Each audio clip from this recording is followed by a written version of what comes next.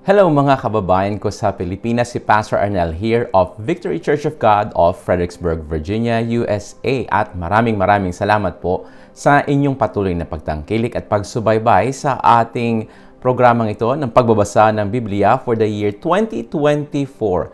At ngayon po ay Day 87 ng ating Bible reading at babasahin po natin ang 1 Samuel chapter 25, 26 at 27. At kung meron po kayong mga prayer request, iwanan nyo lamang po ang inyong mga prayer request sa comment section ng live streaming na ito. At halina po kayo at basahin po natin ang salita ng Diyos sa araw na ito. 1 Samuel chapter 25. Namatay si Samuel at ang buong sambayan ng Israel ay nagtipon upang magluksa. Inilibing nila ang kanyang bangkay sa kanyang tahanan sa Rama. Si David naman ay lumipat sa ilang ng Paran. Sa Maon ay may isang taong mayaman. Malaki ang kanyang kawan sa Carmel. Mayroon siyang 3,000 tupa at 1,000 kambing. Nabal ang kanyang pangalan at buhat sa angkan ni Caleb. Ang asawa niya ay si Abigail. Ang babaeng ito ay maganda at matalino, ngunit si Nabal ay masungit at magaspang ang pag-uugali. Minsan, nabalitaan ni David na ginugupitan ni Nabal ang kanyang mga tupa. Pinapunta ni David sa Carmel ang 10 sa kanyang tauhan at ipinasabi ang ganito, "Sumainyo ang kapayapaan at sa buo ninyong sambahayan. Nabalitaan naming ikaw ay nagugupit ng balahibo ng tupa.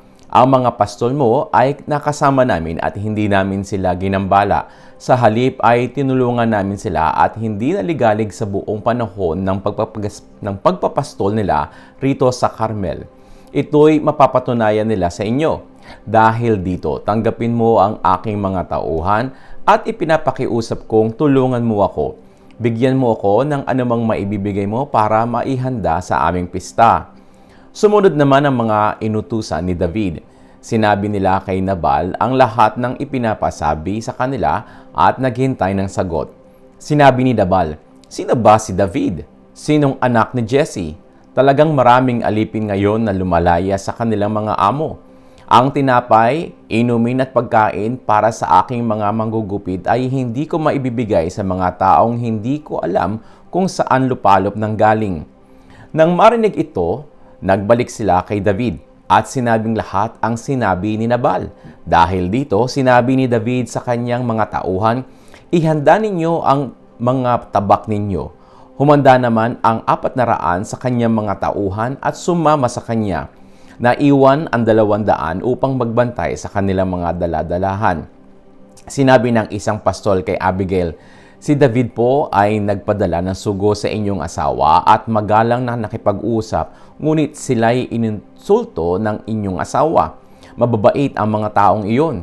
Tinulungan nila kami at wala silang kinuhang anuman sa amin sa buong panahong kasama namin sila sa parang.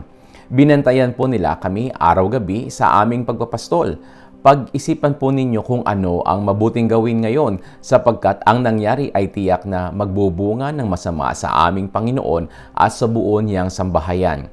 Hindi naman namin masabi sa kanya ito sapagkat matigas ang ulo niya. Tiyak na hindi niya kami papakinggan." Dali-daling naghanda si Abigail ng 200 tinapay. Pinuno niya ng alak ang 2 sisidlan, nagpapatay ng 5 tupa, nagpakuhan ng 5 takal ng sinangag na trigo, 100 kumpol ng pasas at 200 tinapay na igos. Lahat ng ito'y kinargan niya sa mga asno. Pagkatapos sinabi niya sa ilan niyang tauhan, "Mauna kayo sa akin at susunod ako." Hindi niya ito ipinaalam kay Nabal na kanyang asawa. Habang pababa si Abigail sa isang burol, dumating naman sina David mula sa kabila. Sa galit ni David kay Nabal ay nasabi niya, "Sayang lamang ang pangangalaga natin sa ari-arian ng Nabal na iyon. Tinulungan natin siya at walang nabawa sa kanyang kawan, ngunit ito pa ang igaganti sa atin. Parusahan sana ako ng Diyos kapag hindi ko pinatay bukas ang lahat ng lalaki sa kanyang sambahayan." Nang makita ni Abigail si David, nagmamadali siyang bumaba sa kanyang asno at nagpatira pa sa harapan ni David. Sinabi niya, "Ako na po ang inyong sisihin. Pakinggan po muna sana ninyo ang aking sasabihin. Huwag po ninyong pansinin si Nabal. Wala pong kwentang tao yan.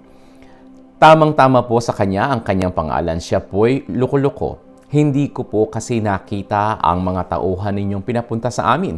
Ngayon po'y niloob ni Yahweh na huwag matuloy ang inyong paghihiganti upang hindi mabahiran ng dugo ang inyong mga kamay. Saksi si Yahweh, ang Diyos na buhay, lahat ng naghahangad ng masama laban sa inyo ay mapapahamak tulad ni Nabal.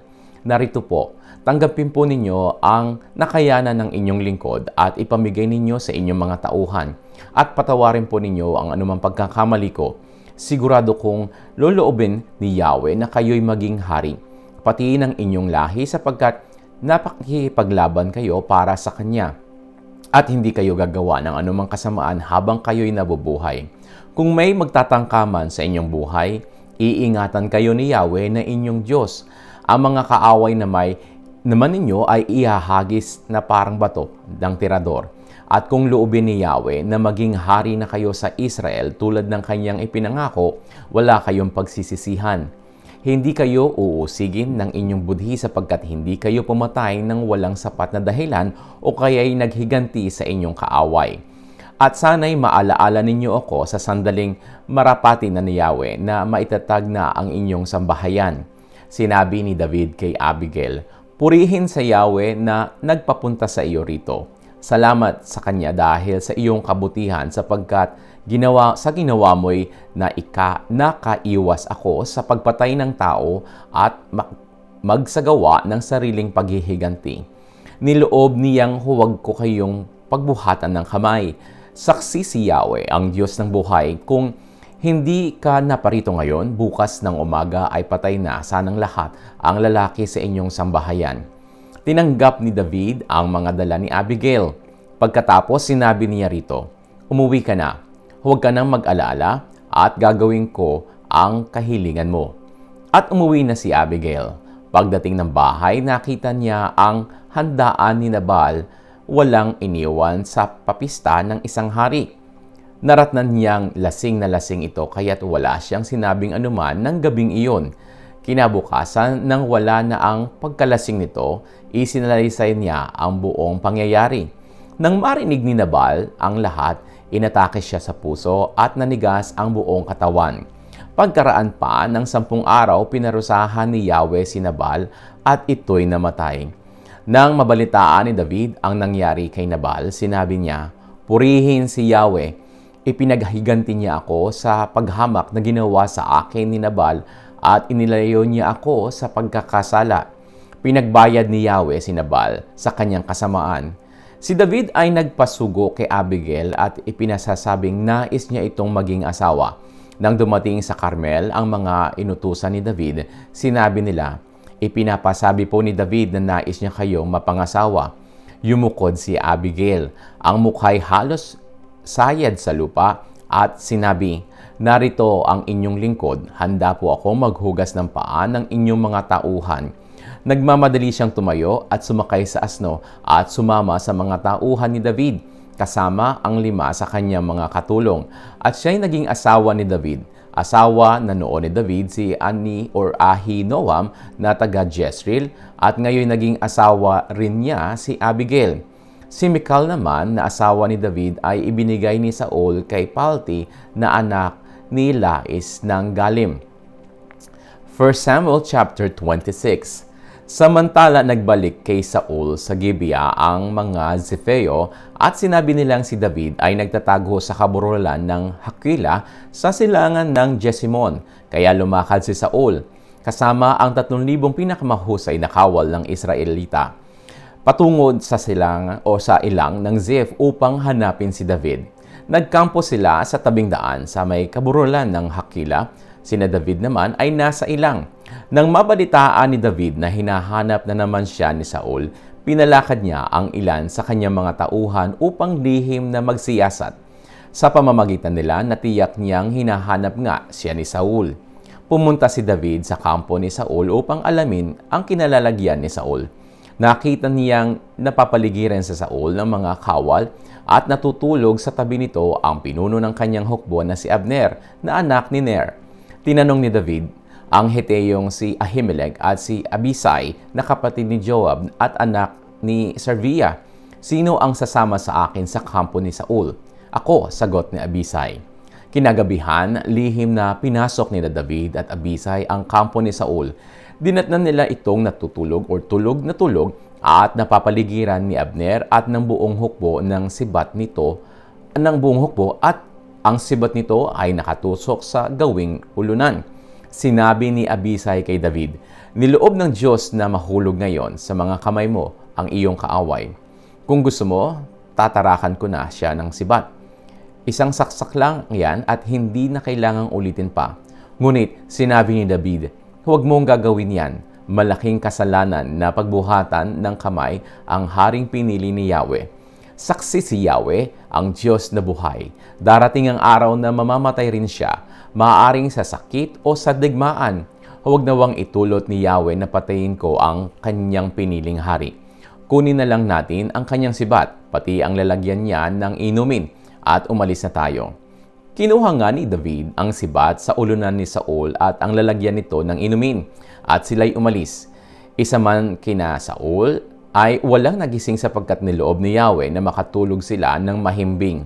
Dumating at umalis sina David nang walang nakakaalam. Pagdating ni David sa kabilang gulod, tumayo siya sa isang mataas na lugar. Sinigawan niya si Abner. "Abner, naririnig mo ba ako?" Ang sigaw niyang dinig sa buong hukbo. Sumagot si Abner, "Sino kang nambubulahaw sa hari?" Sumagot naman si David, "Di ba't ikaw ang pinakamagaling na lalaki sa Israel? Bakit hindi mo binantayang mabuti ang mahal na hari? May nakapasok dyan upang patayin ang hari, ngunit hindi mo man lamang namalayan. Nagpabaya ka sa iyong tungkulin. Saksi si Yahweh, ang Diyos na buhay. Dapat kang mamatay sapagkat hindi mo binantayang mabuti ang haring pinili ni Yahweh. Nasaan ang sibat at ang lalagyan ng tubig ng hari?" Nakilala ni Saul ang tinig ni David. "David, anak ko, ikaw ba yan?" Tanong niya. "Ako nga po, mahal kong hari." Sagot ni David. Sinabi pa niya, "Bakit ninyo ako inuusig hanggang ngayon? Ano po ba ang nagawa kong kasalanan? Isinasamo ko, mahal na hari. Pakinggan po sana ninyo ang aking sasabihin. Kung si Yahweh po ang may gusto na ako'y usigin ninyo, maghandog po kayo sa kanya para mabago ang kanyang pasya. Kung tao naman po ang may udyok nito, sumpain nawa siya ni Yahweh dahil sa ginagawa nilang ito, napalayo ako sa bayan ni Yahweh at napadpad sa lupaing Diyos-Diyosan lamang ang maaari kong sambahin. Huwag ninyo sanang hayaang mapatay ako sa ibang lupain at malayo kay Yahweh. Bakit ako, napulgas lamang ang katulad, ay gustong patayin ng hari? Bakit kailangan pa niya akong habulin sa parang isang mailap na ibon?" Sinabi ni Saul, "Nagkamali nga ako, David, aking anak. Magbalik ka na at hindi na kita gagawa ng masama sapagkat sa araw na ito'y hindi mo naman ako pinatay. Naging hangal ako, napakalaki ng kasalanan ko." Sumagot si David, "Narito ang inyong sibat, mahal na hari. Ipakuha ninyo rito sa isa ninyong tauhan. Ang taong tapat at matuwid ay ginagantipalaan ni Yahweh. Sa araw na ito'y niloob niyang mahulog kayo sa aking mga kamay, ngunit hindi ko maaaring pagbuhatan ng kamay ang haring pinili ni Yahweh. Pinahalagahan ko ngayon ang iyong buhay at naway ganun din ang gawin sa akin ni Yahweh. Naway iligtas niya ako sa lahat ng kaguluhan." Sinabi ni Saul kay David, "Pagpalain ka ng Diyos, anak. Marami pang gawaing naghihintay sa iyo at tiyak kong magtatagumpay ka." Pagkatapos ito'y lumakad na si David at umuwi naman si Saul. 1 Samuel chapter 27. Sinabi ni David sa kanyang sarili, "Balang araw ay mahuhuli rin ako ni Saul kapag hindi ako umalis dito. Ang mabuti pa'y magtago na lamang ako sa lupain ng mga Filisteo, baka hindi na niya ako habulin kung hindi niya ako makita sa lupain ng Israel. Ito na lamang ang paraan upang makaligtas ako sa kanya." Kaya isinama niya ang 600 niyang tauhan at nagpunta sila kay Aquis na anak ni Maok at hari ng Gat. Doon nanirahan sina David kasama ang mga asawa niyang si Ahinoam na taga Jezreel at si Abigail na biyuda ni Nabal na taga Carmel. Kasama ng kanyang mga tauhan ang kani-kanilang pamilya. Nang mabalitaan ni Saul na si David ay nasa Gat, itinigil nga niya ang paghahanap dito. Sinabi ni David kay Aquis, "Kung mamarapatin mo, bigyan mo kami ng isang maliit na bayan sa lalawigan upang doon manirahan. Hindi nararapat na kami ay kasama mong naninirahan dito sa iyong maharlikang lungsod." Ibinigay naman sa kanya ni Aquis ang Ziklag, kaya hanggang ngayon ito ay sakop ng hari ng Juda. At sila'y 1 taon at 4 na buwang nanirahan sa lupain ng mga Filisteo. Sa loob ng panahong iyon, sinalakay ni David ang mga Gesureo, ang mga Gezrita, at ang mga Amalekita na matagal nang naninirahan doon. Umabot sila sa Shur at hangganan sa Ehipto. Bawat lugar na salakayan nila ay wala silang itinatirang buhay, maging lalaki man o babae. At bago bumalik kay Aquis, sinasamsam nila ang lahat ng kanilang makita, tupa, baka, asno, kamelyo, at mga dabit. Kapag tinatanong siya ni Aquis kung alin ang sinalakay nila, sinasabi niyang ang gawing timog ng Juda, timog ng Jerahmeel o kaya'y ang lupain ng Sineo. Pinapatay nga niyang lahat ang nakatira sa alinmang lugar na sasalakayin niya para walang makapagbalita sa Gat na ang lugar na iyon ang kanilang nilusob. Palaging ganoon ang ginagawa ni David sa buong panahon ng paninirahan nila sa lupain ng mga Filisteo.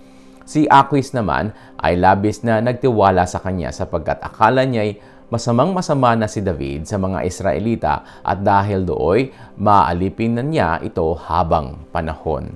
At ito po ang salita ng Diyos para sa araw na ito. At maraming salamat po sa inyong patuloy na pagtangkilik at pagsubaybay sa ating programa. At paki-like and share po ito, ang video recording na ito sa inyong mga kaibigan at mga kamag-anak upang malaman din po nila ang salita ng Diyos sa araw na ito. Pagpalain po kayo ng ating Diyos na banal at buhay sa pangalan ng Panginoong Hesukristo at sa kapangyarihan ng Espiritu Santo. Ito'y aking panalangin para sa inyo. Amen at amen.